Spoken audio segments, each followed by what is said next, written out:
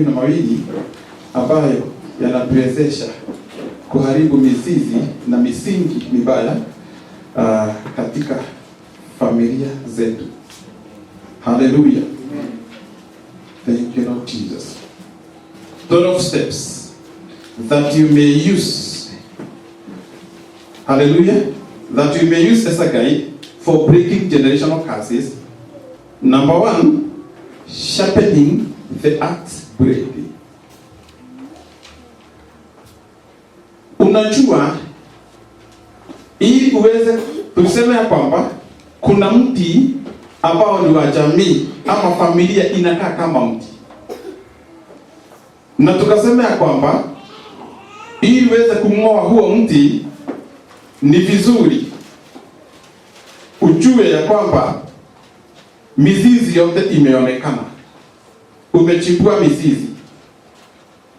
Sasa tuseme kama ni mti wa kawaida, wapendwa, kama ni mti wa kawaida na umeondoa mchanga, mizizi yote inaonekana, kile ambacho unahitaji ni nini? Ni shoka.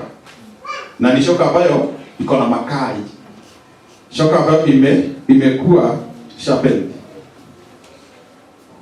Kile ambacho kinahitajika ni shoka. Sasa hii shoka ni shoka ya aina gani? Tutainoa namna gani? Haya ni mambo ambayo tutaangalia siku ya leo, na ninajua Mwenyezi Mungu atatubariki. The very first step to take is to acknowledge that you have made a mistake. You made a mistake in the past and sinned greatly against your God. Jambo la kwanza, shoka ni hili. Shoka ya kukata mizizi ya jamii, laana itanoa. Shoka ni hili, kujua ya kwamba mimi nimekosea Mwenyezi Mungu sana. Mimi pamoja na jamii yetu tumekosea Mwenyezi Mungu sana. Ni kutambua ya kwamba umekosa. Nisikize. Kuna watu wengi ambao kutambua wamekosa ni shida. Kuna mtu ambaye mnaweza ishi na yeye 20 years na hawezi tambua, hata kama atasema sorry muendelee, lakini sio kutambua ametambua ya kwamba yeye ni mkosaji. It is one thing to repent and it is another thing to acknowledge that you are a sinner. Kuna mtu anaweza, watu wengi tuko hapo, hata boma nyingi zimeharibika kwa sababu watu hawajui, hawaja acknowledge ya kwamba wao ni wenye dhambi. Mtu anaweza sema ya kwamba wacha nikubali, wacha niseme sorry, wacha ni apologize ili huyu mume akubali tuishi. Ndio atakubali na mtaishi, lakini kuna pahali ambapo hamtafika, upende usipende. Shoka kazi yake ni ya kukata. Makali ya shoka ya kukata mizizi ya miti ya jamii, number 1 is to acknowledge. Ni kujua, ni kutambua ya kwamba mimi kwangu. Ni vyenye unaweza enda pahali ukute ya kwamba kuna jambo ambalo haujatenda na kukubalisha, haujatimiza, haujahitimu kuingia katika jambo fulani. Kwa hivyo kuna documents ambazo hauna. Kwa hivyo katika fikira zako, katika kuelewa kwako, unajua vizuri, una acknowledge ya kwamba huwezi kuingia mlango ule kwa sababu hauna 1 2 3.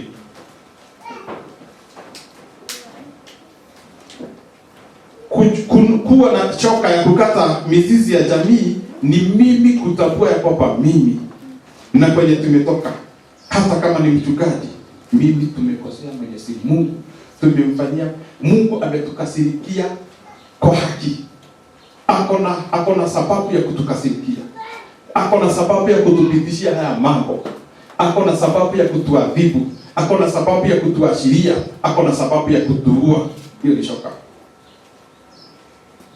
Hiyo ni shoka. Unaona? Kwa acknowledge ya kwamba wewe ni mwenye dhambi ni ku acknowledge ya kwamba unastahili, una deserve kuwa punished.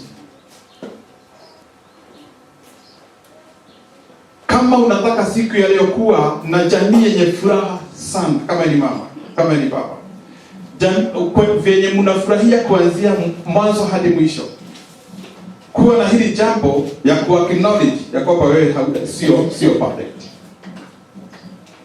na unamwacha mwenzako ajue ya kwamba you are not perfect, na una acknowledge ya kwamba ni vizuri ujue ya kwamba mimi si deserve, sijastahili kukaa na wewe kwa sababu mimi sio perfect. Hiyo ni shoka. Kuna watu wanaona ya kwamba nina deserve kuwa nimebarikiwa, ninastahili kuwa nimebarikiwa, ninastahili kuwa na ndoa safi, ninastahili kuwa na gari, sistahili kuwa na magonjwa kwa sababu ninamjua Mungu. Hilo jambo linakuzuia kupata makali ya shoka. Ku acknowledge ni kuambia Mwenyezi Mungu, I don't deserve to serve. Mimi sijakubaliwa hata kusimama katika madhabahu. Sijakubalika Mwenyezi Mungu kushika Biblia nianze kusema lolote. Vile tumekukosea. Kuna wakati babu yetu alienda pahali fulani akatafuta uchawi. Kuna wakati waliua.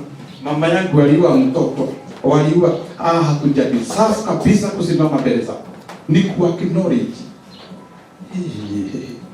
Ku-acknowledge ni kutambua hatustahili. Hatustahili hata kidogo. Hiyo ni shoka. Number one is to acknowledge that we made mistakes in the past and sinned greatly against God. Bwana asifiwe. Nehemiah chapter 9 verse 2. Bwana asifiwe. Unaona? Hiyo ni hali ya kunyenyekea. Hiyo ni humility. Hiyo ni kunyenyekea kwa hali ya juu. Wacha nikwambie, mtu yote akikuja mbele zako akwambia kwamba mimi nimetambua ya kwamba mimi sio mtu mzuri kwako. Tuseme ni bibi amekukuta, wewe ni mume. Bibi akukuta akwambia kwamba mimi siku ya leo nimetambua sistahili mbele zako. Nimekuwa nikikukasirisha. Nimekuwa mume atasimama msina asante akohoya afikiria kwamba endelea kusema hivyo, ninasikia hivyo. Kwa sababu ameanza kusikia umeanza kuanguka chini, umeanza kunyenyekea. Hebu fikiria mume wako akuje ama mtoto wako aanze kukwambia hivi, "Mama, mimi nimejua ya kwamba hakika sistahili mbele zako." Unaanza kutaka sikio. Aanze kukwambia kwa sababu wakati ulinipatia pocket money niende shule, nilienda zote nikazitumia kwa njia mbaya. Inabidi uanze kukaribia. Unaanza kufungua masikio vizuri ili uanze kusikiza. Hiyo ndio shoka ambayo huanza kukata mizizi ya jamii. Kwa hivyo ninaweza haya na ukose kuelewa vizuri kwa sababu haujashika kiini vizuri na lengo ya kushuka chini. Bwana asifiwe. Nehemiah, in the book of Nehemiah chapter 9, Nehemiah 9, alikuwa, Biblia inasema hivi, verse 2, "And the seed of Israel separated themselves from all strangers, and stood and confessed their sins and the iniquities of their fathers." Waliokuwa na wazao wa Israeli wakajitenga na wageni wote, wakasimama wakaziungama dhambi zao na maovu ya baba zao. Hawa ni wana wa Israeli. Wakati walikuwa wameacha Mwenyezi Mungu na wakatekwa nyara, wakapelekwa bali wakakaa huko miaka mingi, miaka 70. Kwa hivyo kuna watu walizaliwa huko, wakakuwa, wengine wakakufia huko, wakiwa katika nchi ya utumwa. Wakati walirudishwa katika nchi yao, wakarealize ya kwamba sisi mababa zetu ndio walikosea Mwenyezi Mungu. Sikizeni hapa. Wakarealize ya kwamba tumeteseka hivyo. Watoto wetu wameteseka hivyo. Tumepoteza mambo yote, tumepoteza value ya kila kitu. kwa sababu baba yangu na baba ya baba yangu walimkosea Mwenyezi Mungu. Sisi hatustahili mbele ya Mwenyezi Mungu. Hata vile tumerudishwa kutoka katika nchi ya utumwa, hatustahili kurudishwa. Tulikuwa tunastahili kukufia huko. Biblia inasema ya kwamba walifanya namna gani? Waliokuwa na wazao wa Israeli wakajitenga na wageni. Number one, they separated themselves from all strangers. Wakajitenga na wageni ili weze kuwa na shoka yenye makali. Ni lazima kujitenga na wageni. Kujitenga na wageni ni kujitenga na yale ambayo unayoyajua. Kuna mambo mengi ambayo kwa sababu ya kule ulizaliwa, kuna mambo mengi ambayo unayaelewa. Kuna watu wengi ambao kwa sababu ya kusoma, kuna mambo mengi ambayo wanaielewa, kuanguka chini sasa hawawezi acknowledge that they are sinners anymore. Hawawezi kuanguka chini. Akona na mambo mengi anakueleza, anafungua Biblia na kuambia kuna mtu anastahili kukaa hivi. Mtu ukienda kumgusia kwa sababu akona hekima ya hali ya juu ya Biblia. Akona hekima ya hali ya juu ya kule amezaliwa. Kwa hivyo akona hekima kubwa ya wazazi, ya wasichana, ya vijana. Akona hekima kubwa ya magari na utajiri. Kumwambia aguke, unamwambia aguka aenda wapi? Unamwambia aguka aenda wapi? Waisraeli walikaa miaka 70 bila kushuka, bila ku-acknowledge this. Biblia inasema ya kwamba walipogundua ya kwamba ni baba na baba zao walitenda hivi, Biblia inasema ya kwamba wakajitenga na wageni. In other words, wakararua mioyo yao mbele ya Mwenyezi Mungu, wakamwambia hatustahili. Sisi hatustahili kuisha, tunastahili kifo. Tunastahili kuisha. Wakati utaona ya kwamba nyinyi hamstahili, hiyo ndio hatua ya kwanza. Ninaomba wewe usome Biblia katika kitabu cha Daniel chapter 9 yote, utaona vile Daniel alikuwa anatubu kwa sababu ya wana wa Israeli. Wote anatubu, anaambia Mwenyezi Mungu, jambo la kwanza, we are not worthy to be called your sons and daughters. We are not worthy. Na ni kitu ambacho kinatoka ndani yako. Kwa sababu wakati unamjua Mwenyezi Mungu, vile yako mtakatifu, na unajua familia zenu ni giza, ni uchawi, ni chafu, kama hautaalign na fikira za Mwenyezi Mungu vile ataona, hiyo ndio hatua ya kwanza ya kukata mizizi. Bwana asifiwe. Jeremiah chapter 14 verse 20. Haraka.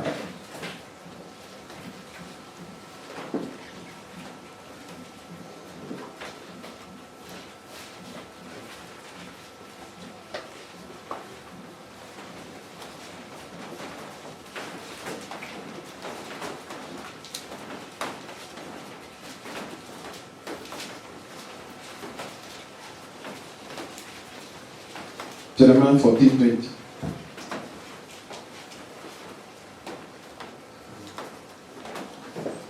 Jeremiah chapter 14 verse 20.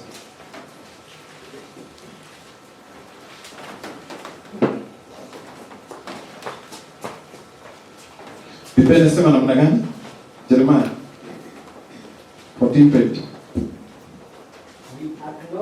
We acknowledge, O Lord, our wickedness and the iniquity of our fathers.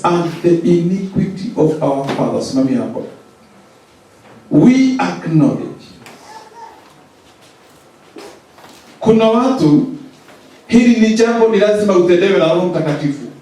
Tumesema ya kwamba kuna kutubu dhambi, na hii ndio inakukosesha furaha maisha yako yote. Kuna kutubu dhambi na kuna ku-acknowledge ya kwamba sifai. Wakati uta-acknowledge ya kwamba haustahili kuwa umeolewa, utajua kukaa na mume.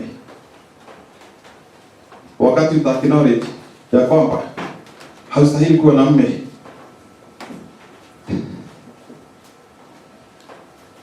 asifiwe. Ukiacknowledge wewe mwenye uketi pahali peke yako na uacknowledge hakika vile tuko, vile wazazi wangu wako, vile tumekukosea Mwenyezi Mungu, sistahili kuwa na mume, nastahili kuwa peke yangu, nastahili niwe nimekosa mume. Wakati utajua hivyo, mwenye uko naye hata kama ako na mguu mmoja utamwangalia vizuri. Wakati utatambua hivi ya kwamba sijastahili niwe nimepata mke, sijastahili kuwa nimepata, vyenye tumekosea Mwenyezi Mungu, vyenye tuko wachafu, vyenye Mwenyezi Mungu ametudharau, sistahili kuwa nimeoa, nitoe wapi bibi? Na tumesema ya kwamba hizo signs ni kuwa na hukumu wa kupata mchumba. Kwa hivyo hata nikujaribu, umejaribu sana, umepata mume, umejaribu hapo kupata mke. Unapo acknowledge hivyo, huyo bibi yako hapo, hata kama ako kama siafu, hata kama akianza kupiga kelele kama redio, utamwangalia kwa macho mazuri, kwa sababu unajua wewe haujadeserve kuwa na hata kama huyo. Unaonaje? Hiyo ndio ku acknowledge. Wacha kuangalia vile unaangalia huyo mzee ati unamuona hastahili vizuri, hajui kuoga. Haustahili kuwa hata umeolewa na huyo. Unastahili kuwa umekaa hivyo. Katika jamii yenu hamstahili kuwa mnapata wachumba. Tazameni vile Biblia inasema ya kwamba we acknowledge, Bwana, tunakiri uovu wetu na ubaya wa baba zetu. Tunakiri. Kukiri ni kitu ambacho kiko ndani yako. Sasa umekielewa vizuri, sasa unakiri, una confess. Unasema ya kwamba sisi hatustahili. Wakati utajua hivyo, hiyo ni level ya hali ya juu ya wokovu. Bwana asifiwe. After that, you go to him in godly sorrow and deep repentance in your heart. Yani, after kukubali kwa acknowledge hivyo, unaenda mbele zake ukiwa ndani ya huzuni, ukiwa ndani ya masikitiko. Jambo la pili ambalo tunatumia kukata mizizi, the second step is to personally forgive your forefathers. Number one, tumesema ni nini? To acknowledge that you are sinning. You sinned greatly to God. Number two, the second step is to personally forgive your forefathers for any iniquity that has been passed down to you. Jambo la pili ni kuwasamehe wazazi na baba zenu na babu zako waliomkosea Mwenyezi Mungu na wakafanya laana itoke kwao ikufikie. Bwana asifiwe. Hallelujah. Forgiveness. Watu wengi saa hizi wako na hasira zenye uko nazo kwa sababu ya yale mambo, kwa sababu ya jangwa zenye unapitia, kwa sababu ya imani yenye hauna katika familia, kwa sababu ya magonjwa yenye yanakukuta, kwa sababu ya kutokuwa stable, kwa sababu ya magonjwa. Hiyo imani ambayo umekosa inakufanya usiwe mtu mwenye furaha, usijue kusamehe ni nini. Inakufanya dakika nyingine uwe mpaka wazazi wenye uko nao dakika hiyo ambao hawajakufa ushindwe kuwasamehe.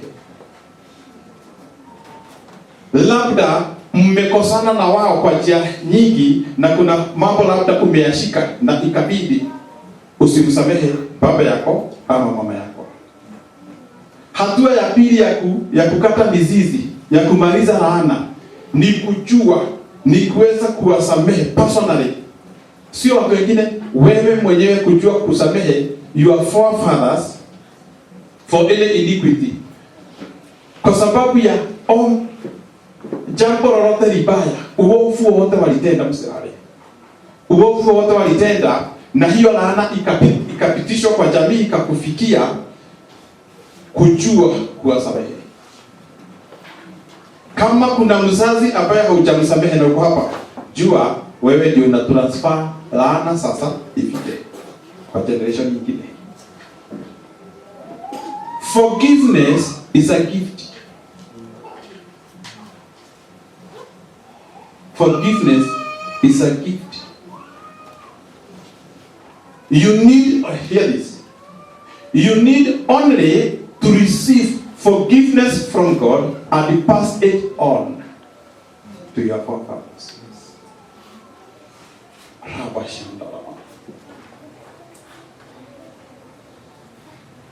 Forgiveness. Okay, wacha tusome Biblia tafadhali. Matthew chapter 6 verse 12. Kama haujui kusamehe,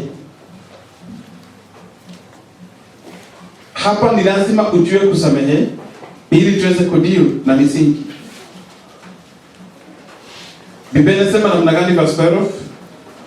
Matthew 6:12. Tusome kwa Kiswahili. Matthew 6:12. Matthew chapter 6 verse 12 inasema hivi.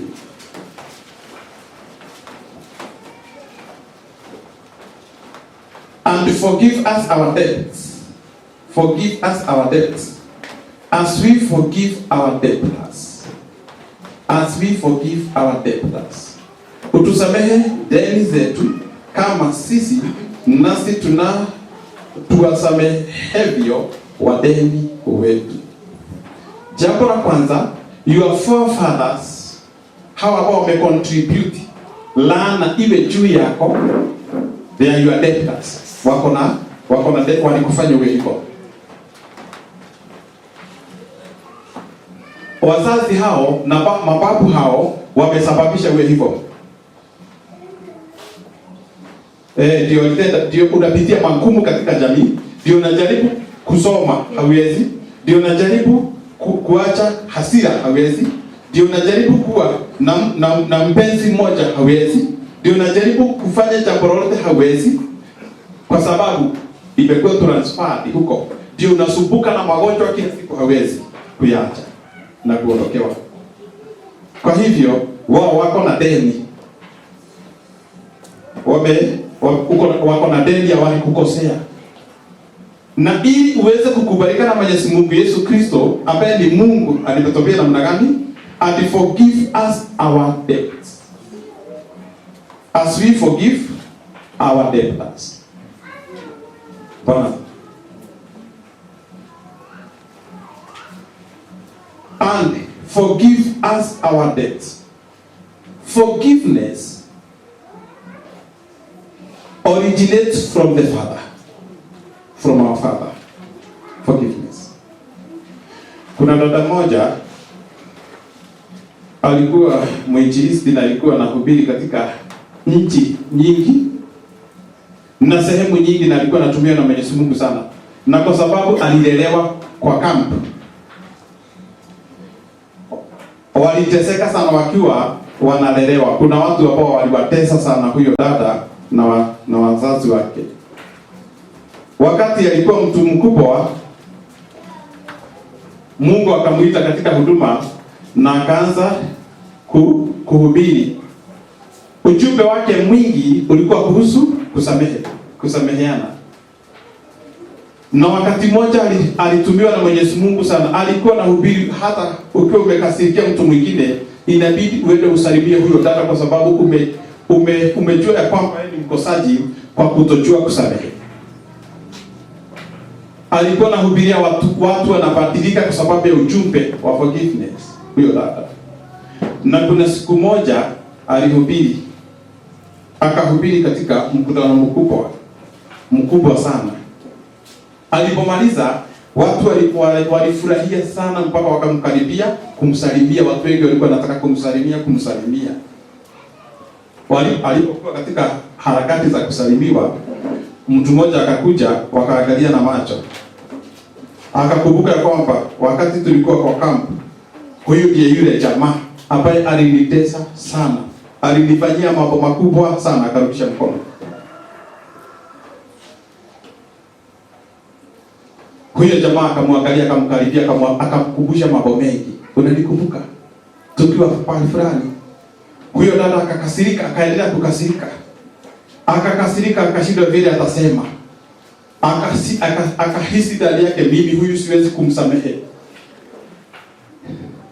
Kaenda mbele za Mwenyezi Mungu, akamwambia Mungu, nisamehe kwa sababu nimeshindwa kusamehe huyu. Hapo akapata nguvu, akamsalimia, akamwambia nimekusamehe katika jina la Yesu Kristo. She received forgiveness from God and she passed it on. Bwana asifiwe. Forgiveness is a gift. Hatua ya kukata mizizi ni wewe kujitenganisha na wao kupitia forgiveness.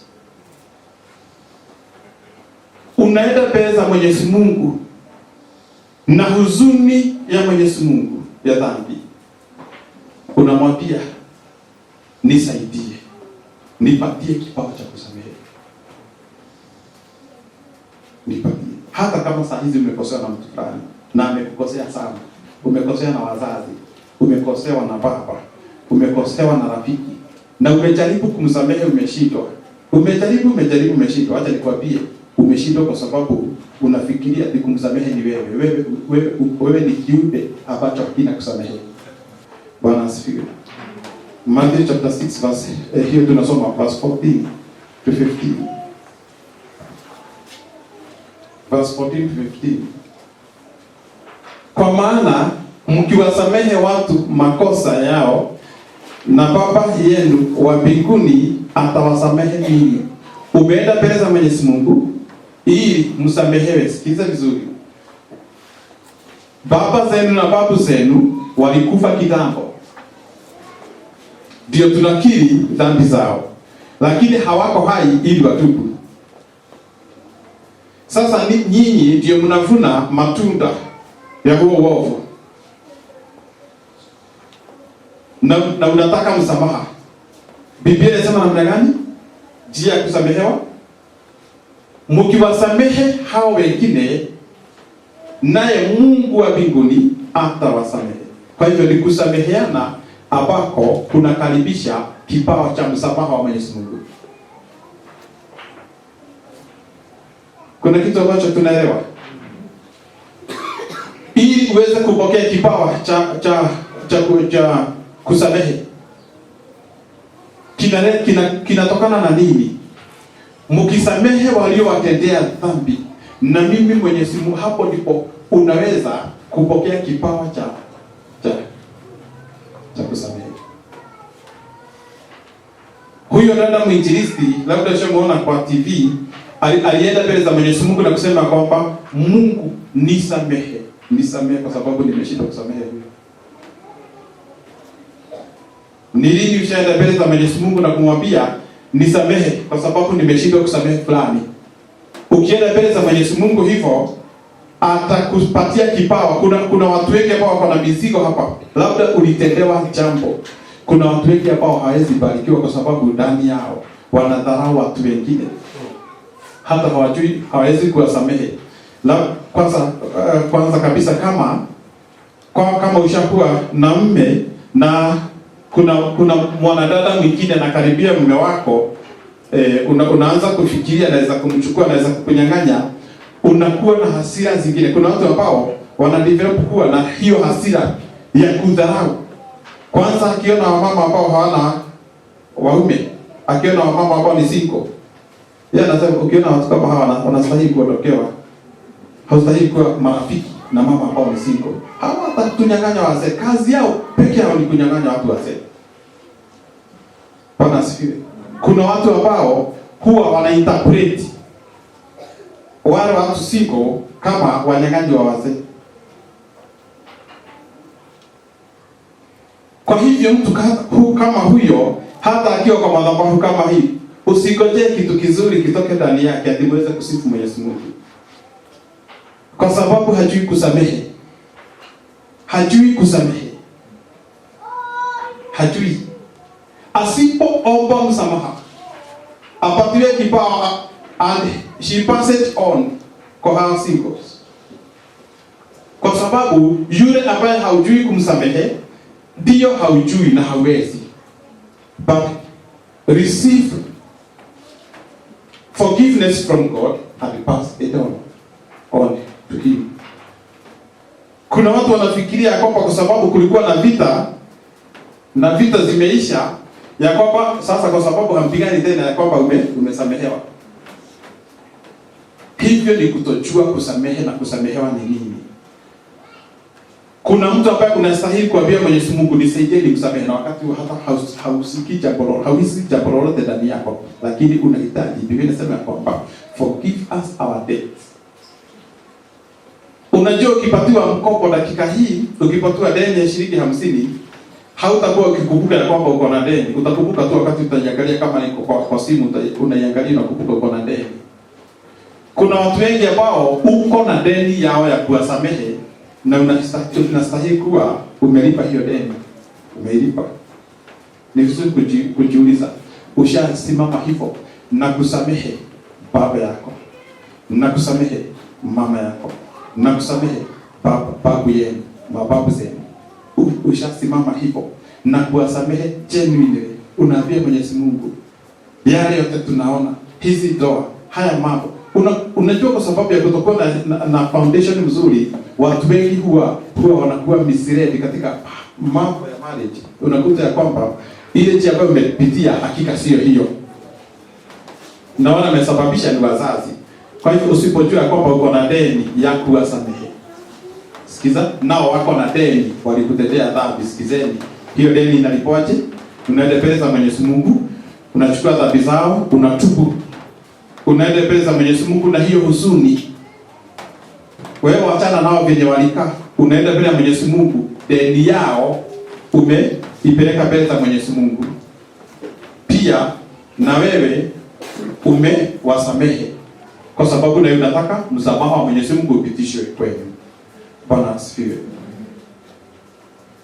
Haleluya. Verse 35 inasema namna gani?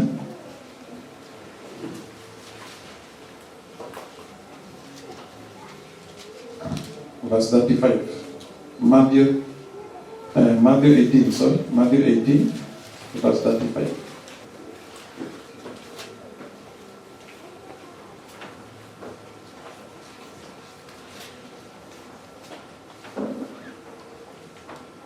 So likewise shall my heavenly Father do also unto you, if you from your heart,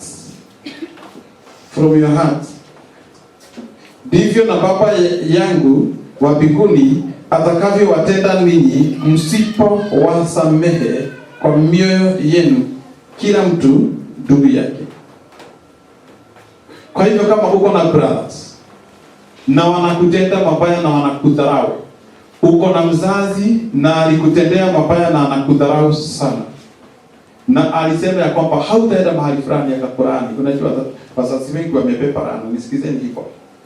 Unajua kuna wazazi kama mpaka demons zikujua kwamba hiyo laana haijapitishwa vizuri, inabidi mkosane na mzazi ili Qur'ani akukibishe.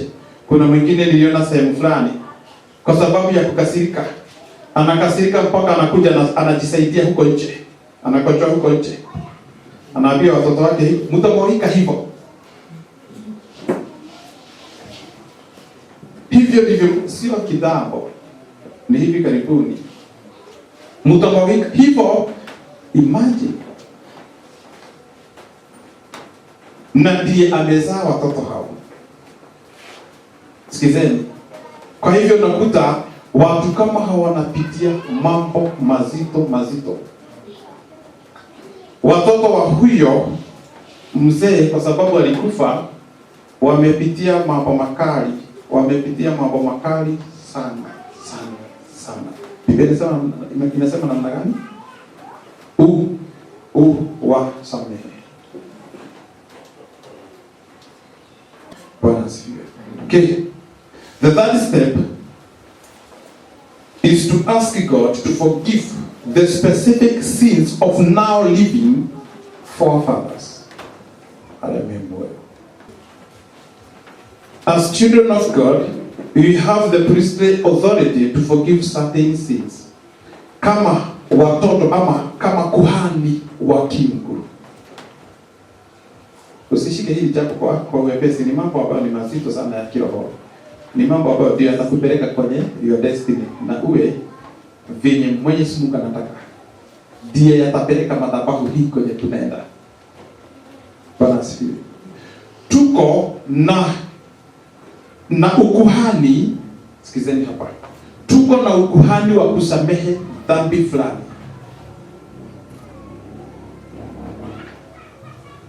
We should have an attitude of pressing the judgment of others into God's hands. Hiyo ni kusema namna gani? We should have an attitude of pressing the judgment of others into God's hand and then ask Him to forgive them. Tunastahili kuwa na moyo wa kuchukua, nisikizeni vizuri, moyo wa kuchukua dhambi, judgment ya watu wengine, hukumu ya watu wengine, na kuiweka katika mikono ya Mwenyezi Mungu na kumwambia Mungu asamehe. Hallelujah. John chapter 20 verse 23. Ndio inasema, wote mtakao ondolea dhambi, wote mtakao waondolea dhambi wameondolewa, na wote mtakao wafukia dhambi, na wote ambao mtakao wafungia dhambi wamefukiwa. Haleluya. Unakosewa na mume wako, unakosewa na brother yako, unaishi na attitude ya kusema ni lazima Mungu atawatendea. Mungu kinyangai akamona, ni lazima Mungu atawatendea. Biblia inasema ya kwamba wenye mtakao ondolea dhambi zao. Unaenda kwa ndugu yako mwenye mmekosana sana, unaenda kwa your aunt wenye mmekosana sana, unachukua hiyo judgment, hata kama mwingine mpaka ni kuroga na kuroga na ni mtu wa jamii, unaenda kwake ndani, unachukua hiyo judgment, unaiwekea katika mikono ya Mwenyezi Mungu na kuambia Mwenyezi Mungu, tafadhali hii dhambi muondolee, msamehe. Attitude ya kuona ya kwamba anahitaji msamaha, anahitaji kusamehewa, anahitaji kuwa kama wewe. Jambo la tatu la kudiru na mizizi ni kuona ya kwamba your father, wenye wako uhai, hamjui Mwenyezi Mungu kamwe. Ndiye amekuwa akikojoa huko nje ya kwamba akimumwagike hivyo. Hiyo judgment na hizo dhambi unazichukua, unaziwekelea katika mikono ya Mwenyezi Mungu na kumwambia kwamba Mungu, hii dhambi ni kubwa, na kuomba kwa sababu tuko na hii jambo, tuko na priestly authority ya kusamehe na kusameheana na kuondolea watu dhambi. Sijui kama ushajua hivyo. Yaani tuko na kibali, tuko na hicho kibali. Hebu tuangalie tena hapo, tunasoma wowote mtakao waondolea dhambi wameondolewa. Kwa nini usiondolee your father dhambi zake hata kama alikufa? Kwa nini usiondolee your grandmother dhambi zake hata kama Babeli aliwakana akasema mimi sijawasa? Kuna wengine anasema nimejiosha hivi Rakweta bogo anawarushia bide. Kwa nini usimuondolee hiyo dhambi? Okay, Luke chapter 23 verse 34. Hebu tuangalie vile Yesu Kristo alitenda. Some kuanzia 33. Na walipofika mahali paitopo fuvu la kichwa, ndipo walimsulubisha yeye na wale wahalifu, mmoja upande wa kuume na mmoja upande wa kushoto. Luke chapter 23 verse 33. Huyu ni Yesu. Huyu ni mwana wa Mungu. Huyu ni Mungu. Wacha tuone akichukua judgment ya watu wengine na iweke katika mikono ya Mwenyezi Mungu. Verse 34. Then said Jesus, Father, forgive them, for they know not what they do. And they parted his raiment and cast lots. Yesu akasema, Baba, uwasamehe kwa kuwa hawajui watendalo.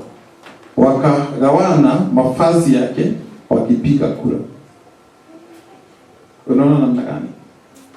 Yesu Kristo aliwaona kwamba hakuna chochote ambacho wanajua, chochote ambacho wanatenda, hawajui wanatenda nini. Bwana asifiwe. Kwa hivyo, unaona namna gani kumuiga Kristo? Hizi njia tukisielewa vizuri, utaona ya kwamba kuna mambo hautaweka ndani yako. Hiyo ndio kujifungua. Biblia inasema ya kwamba Waisraeli, mbegu ya Israeli ikajitenga kando. Kujitenga kando ni namna gani? Ni kuachana na wale ambao hawajui. Usiwashike kama kuna kitu wanajua. Bwana asifiwe. Amen. Hebu fikiria hivyo. Kuna jambo Mwenyezi Mungu anataka utende ili watu wabarikiwe. Unakuta kuna mtu anasimama hapo kwa jamii anasema hapana, hautatenda. Kama unataka Mwenyezi Mungu mpelekane muone kama mtu mwenye hajui hicho, Mungu msamehe. Hebu tuone Stephen. Stephen ndivyo alifanya. Kitabu cha Mitume. Biblia inasema kwamba angalieni Stephen hapa. Acts chapter 7 verse 59. Wakampiga kwa mawe Stefano. Hawa watu wakampiga kwa mawe Stephen. Naye akafanya namna gani alipokuwa anapigwa kwa mawe? Yeye akaomba. Biblia inasema akaomba akisema, Bwana Yesu, pokea roho yangu. Alafu inaendelea inasema namna gani? Tusome. Akapiga magoti. Akalia kwa sauti kuu. Akitulia tu. Akiendelea na mogambo munene akasema aje? Bwana usiwahesabie dhambi hii. Sikizeni. Usiwahesabie dhambi hii. Endelea. Akiisha kusema haya, akalala. Na Sauli alikuwa akiona vema kwa kuawa kwake. Sikizeni. Paulo mwenye ameandika karibu kitabu chote cha New Testament, Paulo mtumishi wa Mungu mkubwa mwenye amefunduliwa siri nyingi za mbinguni, nisikizeni, alikuwa amesimamia Stefano. Ndiye alikuwa ameambia vijana, mmechoka, leteni hizo nguo zenu mweke hapa niwaangalie, kwa sababu walikuwa wamechoka. Hao vijana walikuwa naua Stefano. Paulo ndiye alikuwa hapo. Paulo mwenye anajua Paulo, Apostle Paul. Naye Stephen anasema ya kwamba Mungu hata wakati huo Paul hakuwa anajua ya kwamba analolitenda ni dhambi. Paul alipotokewa na Mwenyezi Mungu ndipo aligundua ya kwamba mimi ni mwenye dhambi. Aka-acknowledge ya kwamba yeye ni mwenye dhambi. Hakurudia tendo hilo tena. Kwa nini? Kwa sababu Stephen alisema ya kwamba usiwaulize dhambi hizo. Thank you Lord Jesus. Paulo akawa mtumishi wa Mungu kwa sababu ya Stephen kusema usiwaulize dhambi hiyo. Stephen akasema ya kwamba usiwahesabie, lay not this thing to their charge. Hiyo ni maneno magumu ya mtu anayekufa. Tumpigie Bwana Yesu makofi. Mtu anayekufa, mtu aliyejeruhiwa, jicho hakuna, mkono hakuna, na wewe hakuna chochote ambacho hauna. Mtu mwenye amegongwa anasikia kwamba hiyo damu vile imemwagika, sitasimama tena. Maneno ya mwisho ya Stephen ni haya: lay not their sins to their charge. Ili uweze kukata mizizi ya jamii ni lazima kuwe hivi. Ni lazima uwe hivyo. The fourth step. The fourth step is to confess any participation that you may have had in the iniquities of the forefathers. Ushahusika. Hallelujah. Jambo la nne tunasema ya kwamba ni kukiri popote ambapo ushahusika. Tumesema ya tatu ni ya kufanya namna gani? Specific sins. Unaangalia sini fulani baba yako alikwambia, kitendo fulani mama yako alitenda, kitendo babu yako ametenda, ukijua buzi walichinja pahali, specific sins una confess mbele ya Mwenyezi Mungu. Number 4, tunasema kwamba the fourth step is to confess any participation that you may have had in the iniquities of the forefathers. Unajua kuna watu wanaitana, mnaenda mnachinja buzi, ama unaitwa na baba yako, unabebwa na baba yenu, mnaenda pahali kutembea, unajikuta mko kwa mganga. Unakuta kuna kitu mnakunywa kimeletwa kwenu na umehusika vizuri.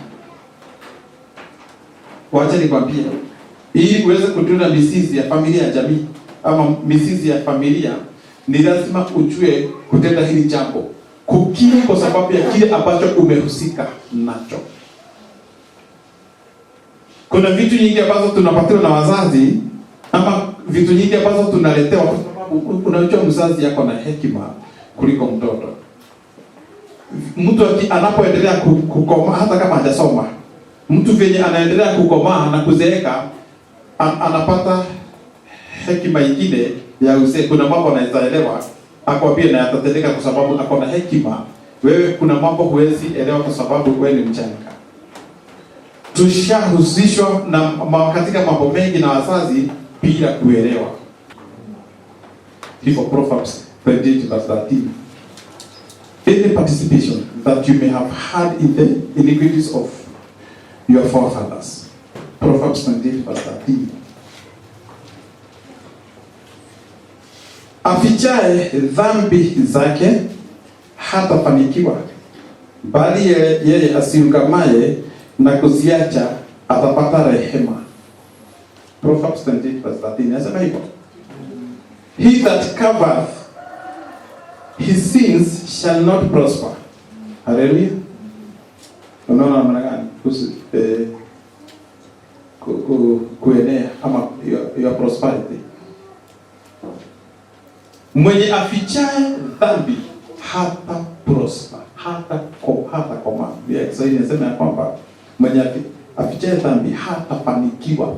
Kufanikiwa kunatokana na kukiri dhambi. Hiyo ndio idetemenya mapapa wani. Na moto. Ziungame mbele ya Mwenyezi Mungu. Any participation yenye ushahusika, iungame mbele ya Mwenyezi Mungu. Hiyo ndio inafungua mlango wa kufanikiwa. Watu wengi wanakosa prosperity hata kama wamebarikiwa, kwa sababu hiki ndicho kizuizi. Hii ndio na kile kitu ambacho kinazuia watu wasiwe na prosperity. Hata kama ni kwa masomo, unakuta ya kwamba hauna nguvu ya kuprosper. Kuna mahali kwenu hamwezi fika kwa sababu ya kutojua kukiri dhambi. Ni kuficha. Unafikiria kwa sababu hazifanywi tena, na baba yenu alikufa, na baba yenu wenye wako aliokoka juzi, sasa hataji hayo tena, unasema umezificha na usha participate. Ongea yote mbele ya Mwenyezi Mungu. Usichoke kuongea mbele ya Mwenyezi Mungu. Dhambi hiyo, wacha kuassume ya kwamba au kutendea Mwenyezi Mungu dhambi wakati ulitembea katika njia ambazo hazifai. Zitaje mbele ya Mwenyezi Mungu. Any participation yenye ushaguza, itaje mbele ya Mwenyezi Mungu, usifiche. Bwana asifiwe. The fifth step is to ask God to both forgive and cleanse you. You need to be cleansed. The fifth step is to ask God to both forgive and cleanse you. It is one thing to receive forgiveness, and it is another to be cleansed. Hallelujah.